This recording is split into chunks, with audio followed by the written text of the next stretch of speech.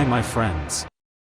In this video, we are going to learn about the stories of Shahnameh, Persian Book of the Kings, written by famous Persian poet, Ferdowsi. This is the first episode of Shahnameh. It starts with the first king. Keyumars. High in the mountains lived Keyumars. He was different. He was special. Keyumars was the first king. Not just any king. He was the first Shah of Persia. Keyumars' palace was in the mountains. He wore leopard skins. Keyumars wasn't born a king. He was chosen by the universe itself. He had a light. An aura. This drew people to him. They saw his wisdom. They felt his strength. He was a natural leader. They crowned him their Shah. Thus began Persia's royal lineage. Keyumars taught them. He showed them how to live together. How to build a society. He gave them laws. Simple laws.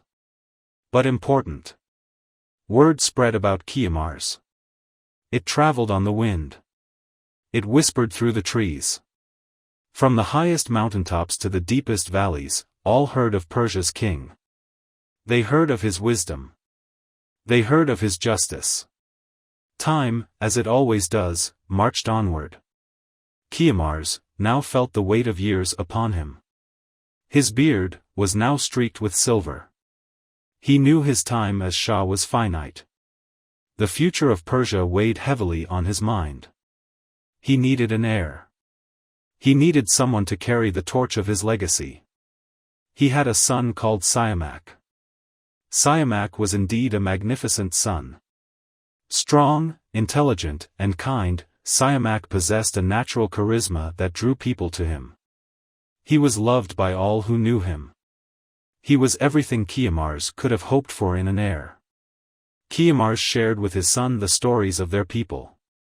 Siamak was a fast learner.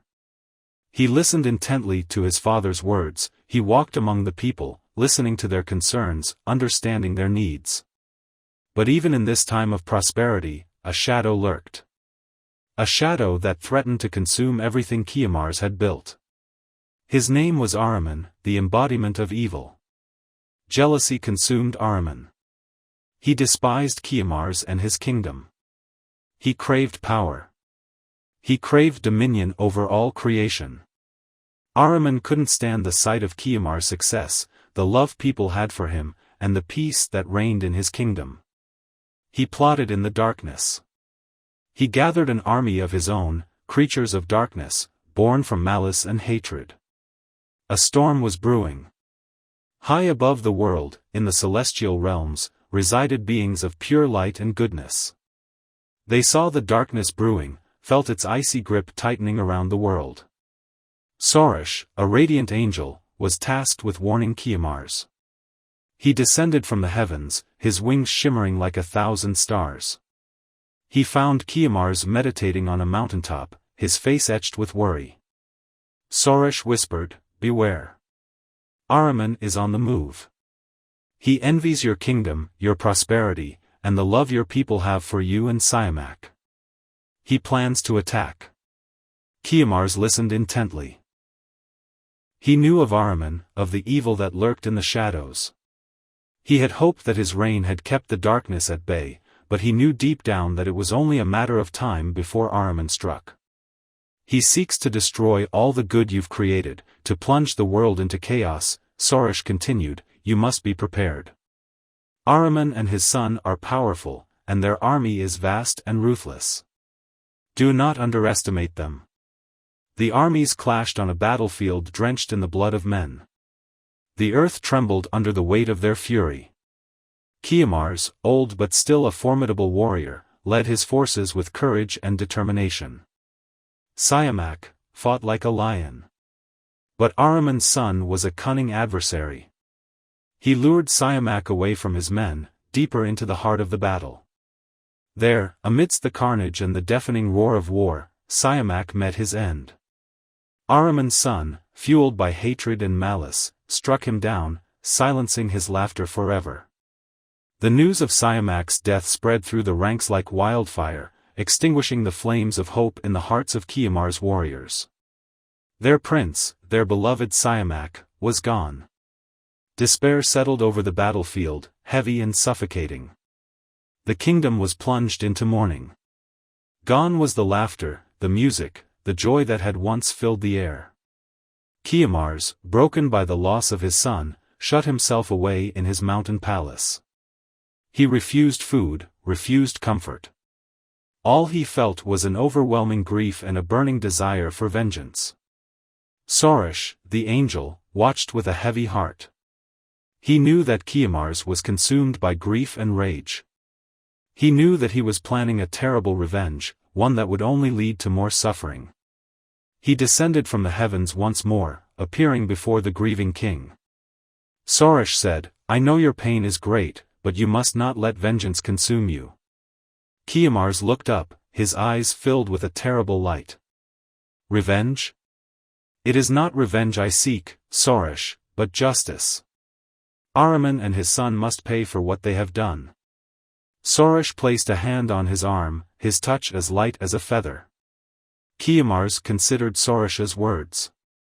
He knew Sorosh was right, but the pain of losing Siamak was too raw, the need for justice too strong. Siamak had a son called Hushang. Hushang was everything his father had been: strong, courageous, and kind. He was the future of their lineage, the last hope for the kingdom. Keyumars knew what he had to do. He would train Hushang, prepare him to avenge his father and to rule the kingdom with wisdom and justice. Hushang, despite his young age, understood the weight of responsibility thrust upon him. He had loved his father dearly and vowed to avenge him. Some time passed. Hushang turned into a formidable warrior, his heart filled with a burning desire for justice, but tempered by wisdom and compassion. The time for the final confrontation with Ahriman and his son was coming. The fate of the kingdom, the world, rested on his shoulders. The armies clashed once more. Hushang, wielding his father's sword, fought with the fury of a raging storm. He fought his way through the enemy ranks. Finally, he stood face to face with Ahriman's son. The clash was epic, a dance of death under the watchful eyes of the gods. Both were skilled warriors, but Hushang had righteousness on his side, the love of his people fueling his every move. In the end, it was Hushang who emerged victorious. Keyumars, watching the battle unfold from afar, felt a surge of pride. Hushang had done it. He had avenged Siamak, had vanquished the forces of darkness. He had secured the future of their kingdom. But Keyumars knew his time was drawing to a close. He gathered his remaining strength and addressed his people, his voice echoing across the battlefield. "My children, I have lived a long life, a life filled with both joy and sorrow. I have seen our kingdom rise from humble beginnings to become a beacon of hope in this world. But my time is over. The future belongs to the young, to those who will inherit this legacy." He looked at Hushang, his eyes filled with pride and love. "Hushang, son of Siamak, you have proven yourself worthy. You are the true heir to the throne. Rule wisely, my son." I hoped you have enjoyed the first episode. In the next episode, we will talk about Hushang and his kingdom.